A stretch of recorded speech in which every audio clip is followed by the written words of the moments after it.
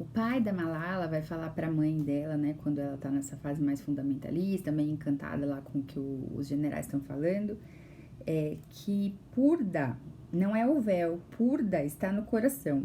Esse Purda é uma ideia de pudor, de honra, de mulher que é decente, que é casta, né? Então ele tá falando para ela o seguinte: olha, não é a aparência que vai determinar a sua castidade, aí o seu compromisso com a religião, o seu pudor, a sua respeitabilidade, mas é aquilo que você tem no coração, né?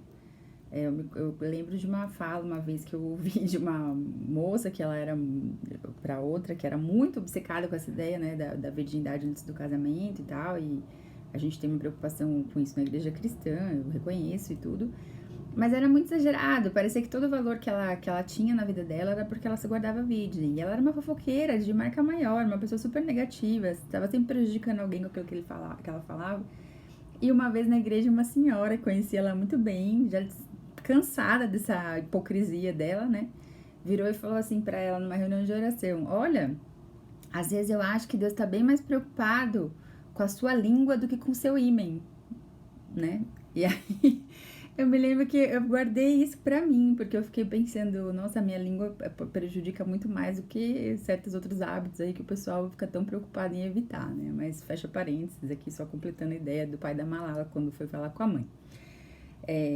Eu assisti esses dias uma série do Netflix chamada Nada Ortodoxa, que ilustra muito bem isso que a gente está conversando, e embora não seja Islã, seja judaísmo, fala do fundamentalismo religioso e da condição feminina bastante, e conta a história de uma mocinha que ela foi educada ali pelos fundamentalistas ortodoxos judaicos, né? Eles têm uma comunidade ali em Nova York, parece que eles vivem no século passado e tal, onde as meninas são basicamente criadas para serem máquinas de bebê mesmo, né? Eles têm uma crença muito doida, assim, achei. Eles se sentem na obrigação de colocar no mundo 6 milhões de almas que foram perdidas lá no Holocausto Judeu na Segunda Guerra Mundial. Então, para eles, isso é, assim, muito sério. E, basicamente, os jovens existem para sustentar a casa e as moças para se casar e terem filhos e formar famílias. E, assim, você vê no filme moças jovens com 5, 6 filhos. E aí, essa moça, ela tem uma série de dificuldades no casamento, ela é muito jovem, ela não foi orientada basicamente para nada, e muito menos o marido dela, eles vivem de uma forma muito repressora de N pontos de vista, e essa moça, ela foge, né? Ela foge porque ela quer ser musicista, ela aprende piano escondida, me lembrou muito a história da minha avó, inclusive, e ela vai embora para Berlim e o marido vai atrás, aquela coisa toda e tal.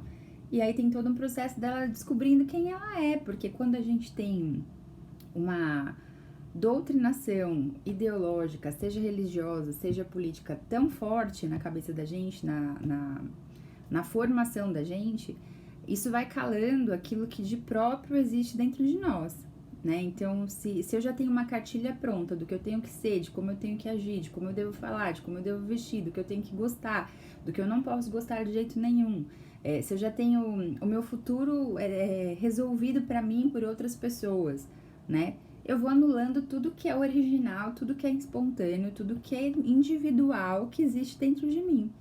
E isso é extremamente doentio, né? As pessoas, elas começam a reproduzir um modelo em série. E aí eu acho, tem uma fala no filme que quando ela some, que alguém pergunta pra ele: mas você não sabe o que a sua mulher faz? Todas as mulheres fazem a mesma coisa?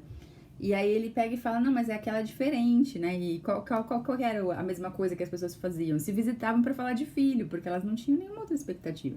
Então casou, já tinha que estar tendo um filho 9 meses depois, e tudo dentro das regras. Elas têm que raspar o cabelo todo quando elas casam, elas usam peruca, elas não podem mostrar o cabelo pra ninguém, nem pro marido, né? Então é uma coisa bem estranha essa relação que essas religiões têm com o cabelo da mulher.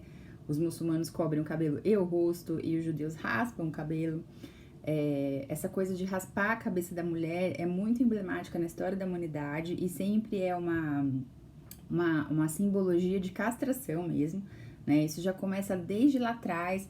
Os gregos espartanos já raspavam o cabelo da mulher no dia do casamento e vestiam elas com roupa de soldado, elas ficavam totalmente descaracterizadas como mulheres na noite de núpcias em Esparta. Né? Então, esse desprezo pelo feminino, essa necessidade de controlar o feminino, de dizer pro feminino o que ele tem que fazer, o que ele não tem, é isso que gerou a desigualdade social que até hoje ainda persiste na maioria dos países árabes e nos detalhes também dos nossos países ocidentais, né? Então, você ter que chegar, por exemplo, para um marido e explicar para ele que ele não pode bater na mulher, isso acontecia, sabe, de monte, às vezes ainda acontece, às vezes a gente ouve o vizinho apanhando de marido, entendeu? No pleno século XXI, num país ocidental, dito mais civilizado. Então, assim, essas coisas vêm dessa história aí da humanidade, onde a mulher sempre foi, de alguma forma, vigiada, controlada, reprimida, onde foi dito sempre para ela que ela não poderia ter uma identidade própria e uma existência particular, né? E esses governos fundamentalistas religiosos, eles ainda fazem isso, né? Eles ainda estão numa etapa anterior do desenvolvimento humano em que a mulher é uma força. Lembrem do começo do livro que ele fala que tinham 3 forças e que uma delas era a mulher, né? Ela é uma força que precisa ser algemada para que o mundo caminhe da melhor forma possível, né? Aí, é claro, fico pensando na história da Malala, né? E para onde veio caminhando o mundo em todos esses séculos, de tantas guerras, de tanto derramamento de sangue, e a gente não consegue resolver problemas estruturais básicos, como desigualdade social, como a questão da educação, como a questão da justiça, né? E eu fico pensando assim, será que esses valores ditos masculinos, porque os homens que eu conheço, com quem eu converso, não têm isso como valor positivo, estão fazendo bem para o mundo, né? Será que não é hora da gente sentar todos e contribuir da melhor forma, com igualdade, para que a gente possa eleger novas formas de organizar a nossa existência aqui, né? Talvez menos competitivas, talvez menos desiguais, talvez mais misericordiosas, né?